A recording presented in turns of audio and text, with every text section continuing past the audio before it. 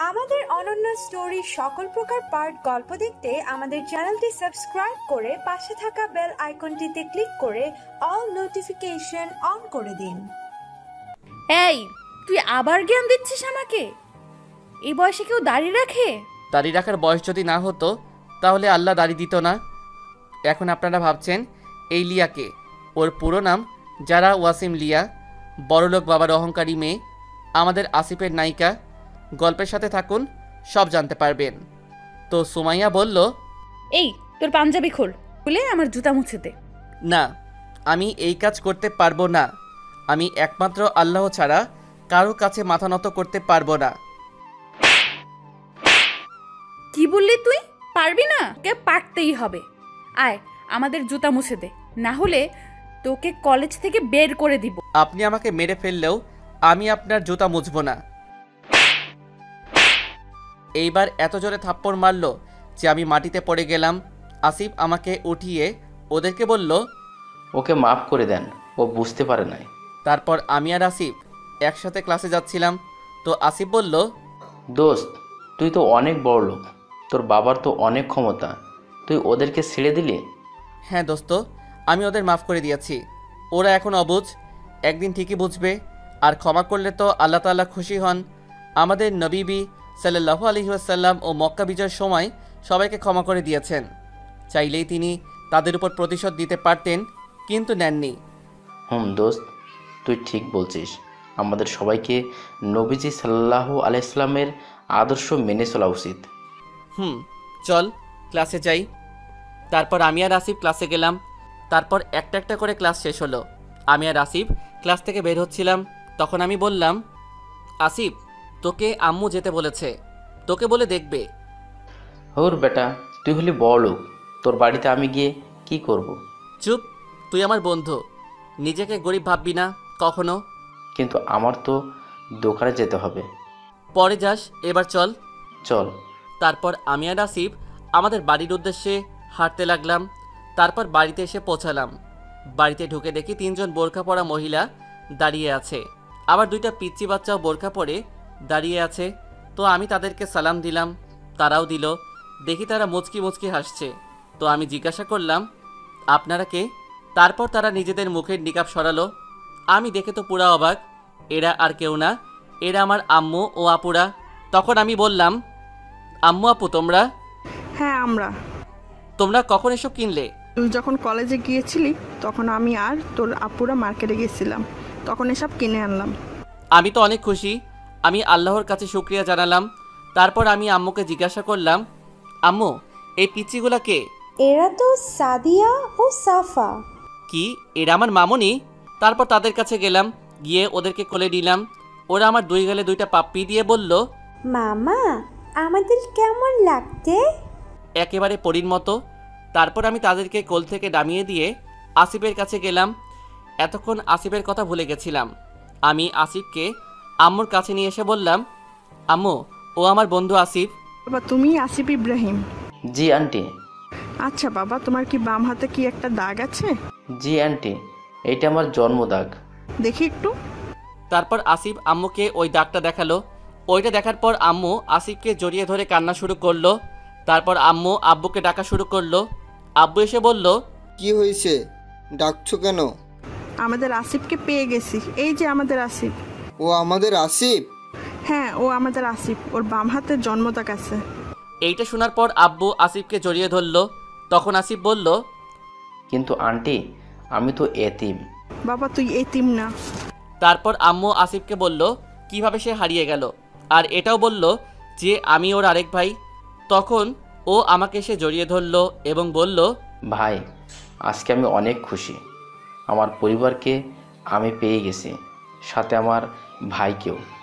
ভাই, আল্লাহ আমাদের দোয়া কবুল করেছেন। তারপর সবাই ওকে নিয়ে পাগল হয়ে গেল। তখন আমি আসিফকে বললাম, আসিফ, তুই যেই দোকানে কাজ করতি, আজকে চল সেই দোকানে যাই। কেন ভাই? কেন আবার? বলে আসবো যে আমরা আর দোকানে কাজ করব না, আর তোর আগের বাসার জিনিসপত্র সব নিয়ে আসবো। চল। তারপর আমি আর আসিফ গেলাম আমাদের ওই দোকানে যেখানে আমরা কাজ করতাম। সেখানে গিয়ে তাকে সব কথা খুলে বললাম। তিনি এই কথা শুনে অনেক খুশি হলেন। আসলে লোকটা অনেক ভালো, তা না হলে আমাকে কি চাকরি দিত? তারপর সেখান থেকে আসিফের আগের বাসায় গিয়ে ওর সব জিনিসপত্র নিয়ে আসলাম। আসার সময় আমার দুই মামনির জন্য চকলেট নিয়ে নিলাম, তা না হলে তো গাল ফুলিয়ে সারাদিন বসে থাকবে। তারপর বাসায় এসে দুজনকে চকলেট দিলাম, দিয়ে দুজন উপরে গেলাম ফ্রেশ হতে। ও ওর রুমে গেল, আমি আমার রুমে আসলাম। তারপর ফ্রেশ হয়ে নামাজ পড়ে নিচে গেলাম, গিয়ে দেখি আসিফ, সাদিয়া ও সাফার সাথে দুষ্টামি করছে। সেখানে গিয়ে আমিও যোগ দিলাম। তারপর আম্মু আমাদের খেতে ডাকলো। খাওয়া শেষে রুমে চলে আসলাম। এসে দেখি মামনি দুইজন আমার কাছে আসছে। আমি জিজ্ঞাসা করলাম, কি মামনিরা এখানে কেন? ঘুমাবে না তোমরা? আমরা আজকেও তোমার কাছে ঘুমাবো। তোমাদের আম্মু যদি তোমাদের বকা দেয়? না, দিবে না, আমরা ঘুমাবোই। ওকে আসো। তারপর দুইজন আমার কোলে এসে ঘুমিয়ে গেল।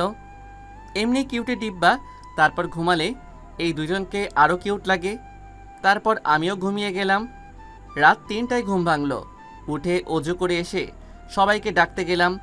বের হয়ে দেখি আসিফও রুম থেকে বের হয়েছে। আমি জিজ্ঞাসা করলাম, কিরে ঘুম ভাঙলো? তাহাজ্জুদ পড়ব। আগে সবাইকে ডেকে নেই। চল। তারপর আমি আর আসিফ সবাইকে ডাকতে গেলাম। সবাইকে উঠিয়ে আমরা দুইজন নিচে আসলাম। তারপর সবাই উজু করে তাহাজ্জুদের নামাজ পড়ে নিচে আসলো। তারপর ফজরের আজান দেওয়ার পরে ফজরের নামাজ পড়া শেষ করলাম। নামাজ শেষে সবাই যার যার রুমে গিয়ে ঘুমিয়ে পড়ল।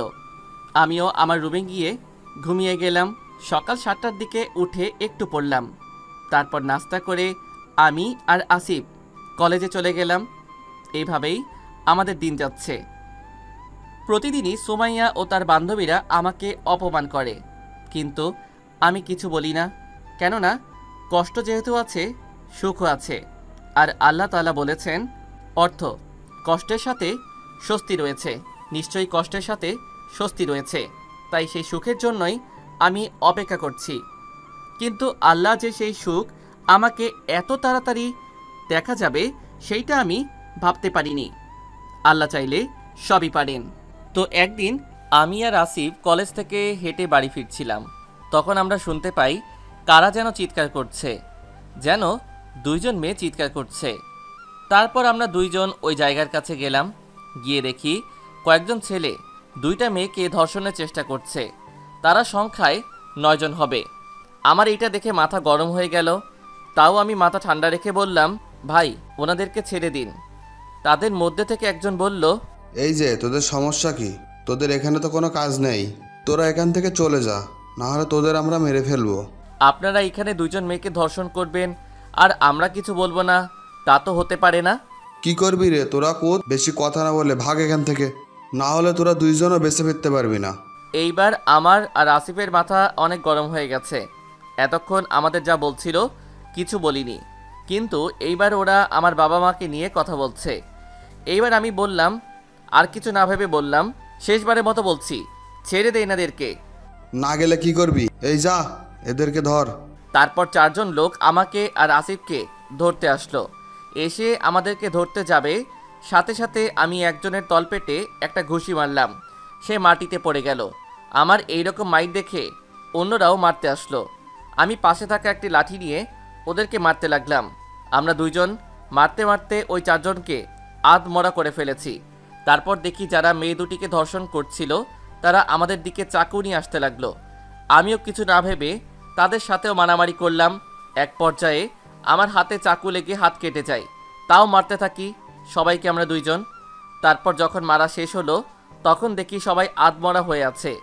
তারপর পিছনে ঘুরে যখন মেয়ে দুইজনের দিকে তাকালাম তখন আমার চোখ কপালে যাওয়ার মতো অবস্থা। আরে এরা দুইজন তো সুমাইয়া ও লিয়া। আরে এরা এখানে কেমন করে?